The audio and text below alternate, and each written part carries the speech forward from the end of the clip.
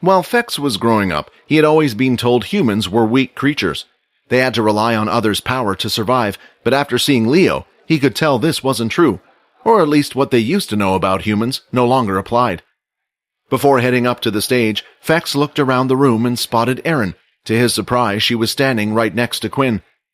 "He didn't already make her his, did he? But how? My charm didn't even work against her," Fex said. "Still, it doesn't seem like she's been blooded by anyone. Maybe I can still use her." The group caught Fex looking over in their direction. The next thing they noticed was a cheesy wink with a smile. Seeing this, they all wondered who the wink was directed at and cringed a little inside. "That wink wasn't towards you, was it?" Layla asked, thinking it was meant for Quinn. "I guess," Quinn replied. It had to be at him, he thought. He was the only one who knew who Fex was, and he was looking right at them. Although the wink was directed at Erin, she had no clue of this either. In fact, she could hardly remember seeing the boy. The only thing she could remember was the embarrassment she had to face in front of that cheesy guy, and her face would heat up. "Maybe he has a thing for you," Layla said. Layla's words had jolted Erin's memory, and she remembered where she had seen the boy before. "This guy was the reason for my utter embarrassment," she thought to herself while biting her lips. This guy caught her in the library reading a particular book. "Yeah, that has to be the reason," Erin said nervously. She felt like the wink must have been a sign. Perhaps he was planning to use it as blackmail against her. Tell everyone that she read those types of books. If others were to find out, her family even, she would be shamed for having such a dirty mind. She needed to keep the boy silent no matter what. Now, Fex and Leo were up on stage, and even Quinn was a little excited to see the outcome of the match. He had fought with both of them and pretty much lost. Still, he was unable to get either of them to show their full strength. "Hey, Quinn," Layla whispered. "Is he a vampire as well?" "How did you know?" Quinn thought. Unless she had a nose like his, Fex looked just like every other human. "Well, you've been acting strangely ever since he got in here, and you did tell us someone attacked you last night, right? Well, who do you think is going to win?" she asked. "I'm not sure. I was just thinking that myself. If it was just hand-to-hand combat, I felt more useless fighting against Leo. Not only that, but Leo has years of experience. I just can't see a student beating him." Layla then went to have a closer look at Fex. He did indeed seem young, the same age as all of them. "Well, if it's like the books I've read, vampires can live for a lot longer than humans. Some of them are eternal, so maybe he looks young just because he wants to." "Is that true?" Quinn asked the system. "Yes, vampires can slow down the aging process, although there are methods to do this. A vampire can either go into eternal slumber. It's a method they use to stop their heart beating and everything inside their body. In a way, it's a near-death-like state. The only way to wake a vampire from eternal slumber is to have them take a drop of blood from the same family. During this period, they will not age, and their body will not deteriorate. The second method, well, let's just say the second method isn't very nice." Quinn had long learnt if the system didn't want to elaborate on any details, even if Quinn asked, it would choose to remain quiet. It made him wonder just who was able to create such an advanced AI, to the point where it seemed no different from a human. No technology that he knew of was able to do that yet. "Well, if this vampire is a lot older than he looks, then maybe he and Leo will be evenly matched," Quinn replied. "I doubt that," the system added. "The boy in front of you, I don't have any memory of him in our records, and the way he acts would also suggest he has a young mind. If I was to take a guess, he should be no older than you." Watching this fight would be an excellent insight for Quinn. He still had no idea how strong other vampires were, and this would be his first look at another one for him. Leo got into the same fighting stance as before and moved his fingers, telling Fex to come forward. Unlike Quinn, Fex didn't rush ahead and walked calmly over. Then, when their fists were a touching distance away, Fex got into a fighting stance of his own. When looking at the two, their fighting stances were quite different.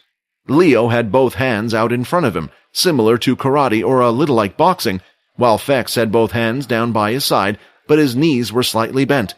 Slowly, Fex was circling Leo.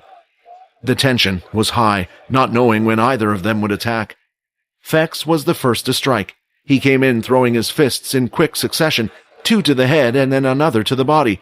However, just like before, by using his palms, Leo was able to knock them away. He could block them, Fex thought, but I only pulled back on my speed a little. I was sure from watching the match earlier this would be fast enough. After blocking the attacks, Leo followed up with a kick aimed toward Fex's head. Seeing this, Fex jumped back and tried to grab the leg, but at the last second, it seemed like the angle had changed, causing Fex's grab to miss. Again! It's like he knows what I'm going to do! Fex inwardly was starting to get annoyed. Then, while bringing his leg back, he was able to catch Fex on the head with the heel of his foot. He didn't use that against the last student, someone from the crowd said. Touching the mark on his face, Fex smiled. Looks like I need to bring it up a notch. Fex went in and did the same, throwing punches rapidly only this time, in the same amount of time he had thrown 3 to the head and 3 to the body. Leo was able to block the first 3 and the second 2, but the last one had gotten in and hit him in the stomach. He felt the powerful blow that had the weight of a hammer, but didn't let it distract him from throwing out his sequence of kicks. The fight now continued, with no breaks in between. While one focused on their fists, the other focused on using their legs to attack. They would block each other's strikes while hitting each other once in a while. Ha! I don't know what Father was talking about. They aren't weak at all. As the fight continued, Fex got more excited, and he started putting more power into his punches. It got to the point where it was power beyond a regular human with no ability. Leo could feel this, and could sense the energy inside him getting wilder. At first, he thought he had never seen such a fighting style or martial art before, so Leo decided to lead him on, hoping he would reveal everything he had, but perhaps he had played with the boy too long. While looking at his energy grew wilder and stronger, it started to remind Leo of the Dalki, and this soured his mood. It brought back specific memories. He started to remember that there was one time he had faced something similar. It was a Dalki. Usually, the Dalki were reckless when they fought, but the toughest opponent Leo ever had to face was one which knew how to use martial arts skills, and right now, the resemblance was too close. Why did this boy's fighting style seem similar to the Dalki's? Leo thought. So far, the fight had shown an amazing set of skills from both of the contenders. Leo had displayed some techniques that he hadn't used in the battle against Quinn, making him realize how much better Fex was at fighting. However, Leo felt like he had allowed the fight to go on for too long, turning Fex into an overconfident lad. Although he was banned from using his abilities, Leo's was slightly different compared to the others. His ability was always on. He needed it since he used it as a type of vision for himself. Since he was blind, he would constantly activate his ability to see the aura of living things around him. In turn, this also allowed him to see the flow of energy in his opponent's body. When an opponent attacks, their energy flow would move before the body of the person did. This was the same when a person used their abilities as well. If Leo concentrated by just a half, he could change his vision to almost a bird's-eye view. Hi, Quinn here. Wondering what happens next? If you want to jump the queue and unleash all episodes, click on the link here and install the Pocket FM app.